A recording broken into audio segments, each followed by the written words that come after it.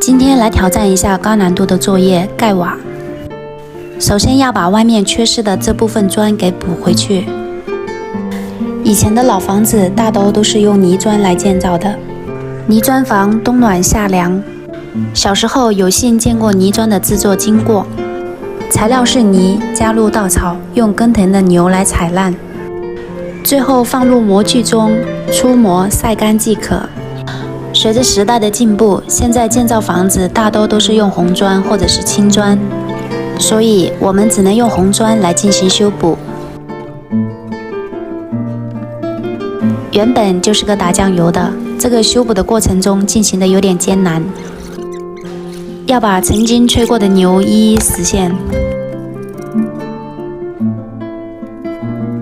砍几根棍子回去用来围猪栏，这种棍子比较结实，简单的处理一下。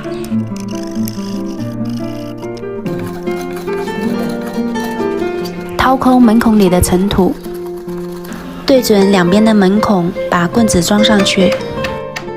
记得小的时候家里养猪也是这样做的。这种安装方式还便于拆卸。最关键的时候到了，只能选择从这边过去才有落脚点。这个时候已经是下午的傍晚，太阳即将落山，没有那么热。最大的难度是怎样上去和在上面站稳。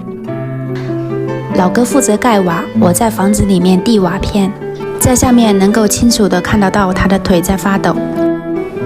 天色渐渐暗去，